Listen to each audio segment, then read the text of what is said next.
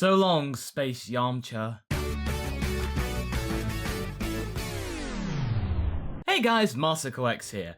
Now, more progress has been made on the house. It's been quite forthcoming, and I'm probably going to be doing a video about that very topic soon. But for now, we've got to talk about the Yamchas! For those of you who might have missed it, I've been covering the mini-series that has spiraled in popularity across the internet, known as The Case of Being Reincarnated as Yamcha. The first two videos are available in a handy-dandy playlist that I've left a link to in the description and up top. For decades, Yamcha has been the butt of many power-level jokes within the Dragon Ball franchise, and as harsh as that may be, Toriyama doesn't exactly do much to dissuade such comments. Having said that, Yamcha does have some fans, and for those of you who might be a Yamcha fan, good on you.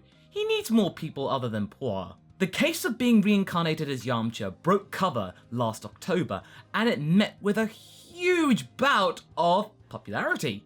People actually liked it. This was all part of a grand plan from the likes of Shueisha, the guys who actually published the Dragon Ball manga and have done so for many decades. This whole exercise was to ensure the long-term survival of the Dragon World franchise. Shueisha set up what is now known as the Dragon Ball Room, whose job is to only focus on Dragon Ball and its related properties.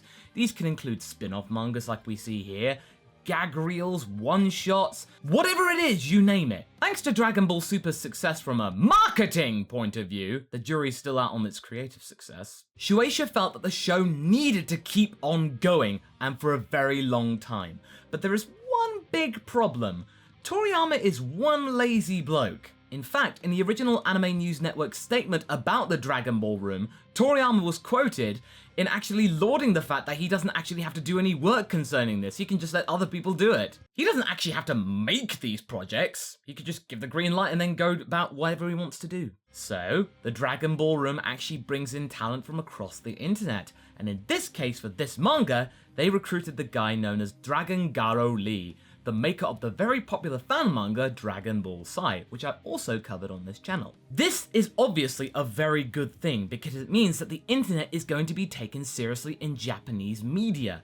This means that all the artists out there can be used to their fullest potential. You never know, if you're a Dragon Ball artist, you might be called upon to make some kind of manga for the Dragon Ball Room and maybe other opportunities at Shueisha. I have an everlasting admiration for artists out there. It looks like so much hard work. I tried to do art and I sucked at it. But for anyone who's actually really good at it, you have my undying respect. And now that actually one of those artists has ascended to actual official properties, that's really made me happy. So it turns out that The Case of Being Reincarnated as Yamcha was going to be only a 3-part series. And as much as I'm saddened by this, I'm kind of glad that it's not outstayed its welcome. It's just jumped into the fray, did a little dance, and then waltzed right back out again, leaving us all a bit dumbstruck, but filled with absolute awe. So, let's indeed jump into this final part of this classic tale, thankfully translated by the likes of Sailor Spaz. The title page reads with an iconic wave, "Bye bye Dragon World." It's been so fast but so short. We start with a little reminder of the basic plot. A young boy tragically died whilst in the pursuit of some skirt and found himself transported into the body of Yamcha back when he was a desert bandit. The hook, my friends, is that this kid is a huge Dragon Ball fan and knows everything about its timeline. With this knowledge, he has expertly guided Yamcha through the Dragon World history to the point where he and Goku took Vegeta out together instead of the humans succumbing to a puny Cyberman. Yeah, I know, I'm sad that the classic pose is no more, but hey, it's a pretty interesting turn of events. It's been around 10 years since the boy became Yamcha, and the Desert Bandit hasn't died once, which is a feat in itself. The date is May 26th, and if you're a Dragon Ball enthusiast, you will know the significance of that date. It's the date of the Cell Games, of course presented by Heatap. Over the course of the timeline, the boy has known that as the story continues, it will get harder and harder to keep up with the Saiyans, and he too would fall into obscurity, but damn it, he's gonna give it a solid try. Poir asks him to not die, and in classic fashion, Yamcha gives an over-the-shoulder thumbs up, as he reckons that he will be fine. Famous last words, Yamcha. Meanwhile, on ZTV, the coverage of the Cell Games has just begun, with the world's fate being the focal point, as well as ensuring selling many cans of a certain fizzy drink. Cell greets the Z-Warriors to the arena, but someone is missing. someone important. And no, I'm not talking about Mr. Satan. In a surprising twist, YAMCHA is not focusing his efforts on Cell. Instead, he has another important battle to face, and the likes of Chaozu manage to suss it out. YAMCHA is fully aware that his being at the Cell games doesn't really make that much of a difference to the outcome. Gohan would end up defeating Cell without YAMCHA's help anyway. Instead, he has another battle to face today, which is far closer to home. In fact, it's staring him in the face. The mysterious figure that we saw at the end of Chapter 2 makes himself known right here and now. Turns out the being was reincarnated as Chaozu.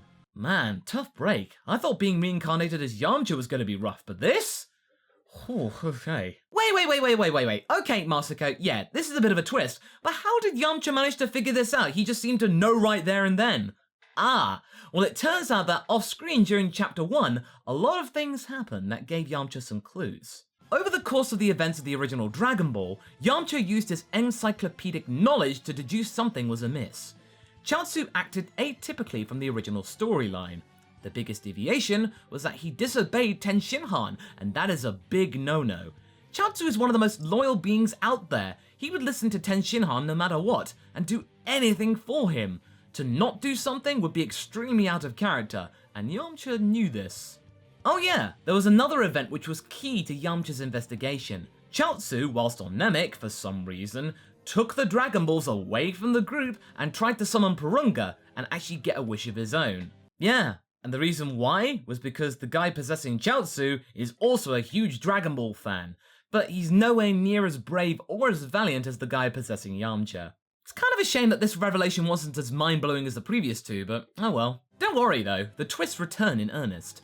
This guy has been living as Chaozu multiple times. Initially, he lived like the disciple by the book, but no matter what he would do, he would end up dying and have to live the same life over and over and over again.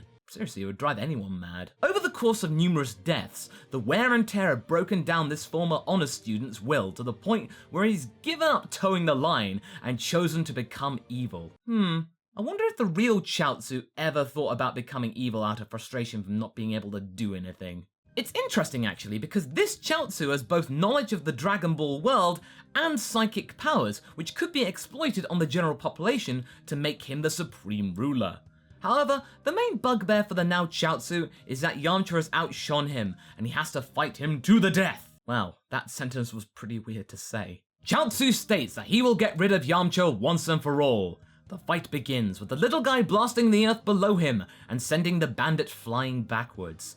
Dazed by the unexpected twist, Yamcha is left looking for his opponent, but instead finds himself in another bind, a rocky Hellzone grenade. Chaozu manipulates the rock straight in Yamcha's direction, but the Wolf Fang Fist is just about able to make light work of these now pebbles. Despite Yamcha besting the boulders and looking cool whilst doing so, he forgot about Chaozu, and the foe used this diversionary tactic to get up close to Yamcha and use his diminutive size to his advantage with a point-blank Dodon raid right in the chest. I never thought I'd say this, but wow, Chaozu here's a badass. Thinking he has defeated his rival, Chaozu charges another Dodon Ray, but luckily for Yamcha, he packed some senzu beans for the trip and manages to dodge the beam just in time. Go Yamcha! Now the thing about this manga which makes me love it so much is that it actually uses MacGuffins which I've totally forgotten about. It's given me this whole new fresh thinking about Dragon Ball, like it's brand new to me again, and I love the story for it. Looks like Chaozu's inflexible knowledge of Dragon Ball was his undoing. Yamcha got his extra beans earlier before Yajirobe had gotten some for Goku, so it turns out that Yamcha has his own stash. Unfortunately, as has been shown many times, if you're bragging about something in Dragon Ball, then it's usually going to be ending up backfiring on you big time, and this is the case right here and now. Chaozu uses his telekinetic powers to summon the bag of beans to him, so that Yamcha can't recover again. It's not looking so hot for our hero now, but we have to remember something important. Dragon Ball fans across the world pride themselves for their knowledge of their favourite franchise, so what we're seeing here right now is a battle between colossal nerds. Yamcha remembers this and suddenly poses a life or death question. What is Yamcha's birthday? This causes Chaozu to pause for a moment to think about this, but whilst this happens, Yamcha gets the jump on him and provides the correct answer, as well as an elbow to the head. Nice. Now this whole sensu bean twist wasn't the only twist that we were going to see in this story. It turns out that Yamcha has been learning other techniques whilst off panel. Prepare to witness Yamcha using the Motherboard to seal away Chaozu. After seeing this so many times in Super, it doesn't surprise me that another character knows the technique, but at least he's gotten all the steps right and remembered the blessed bottle and seal! I'm looking at you, Goku. Don't think I've forgotten. Piccolo can sense some demonic energy being manipulated, as well as Yamcha's energy being drained. As the Motherboard does its thing, Yamcha suddenly remembers something Chaozu's user said, and realizes he recognized the same Osho, the guy possessing Chaozu, from his times playing Dokkan Battle. That guy was the #1 player in the world, so he's like some kind of idol to the Yamcha user. In fact, he too was a #1 player for a while. It's like they have some kind of connection. Oh wait, are we about to see convention being subverted like in true Dragon Ball fashion? The pair begin to talk about their love for Dragon Ball, which leaves the Osho lamenting his decision to turn evil, and decides there and then to turn over a new leaf and live out a normal life as Chaozu.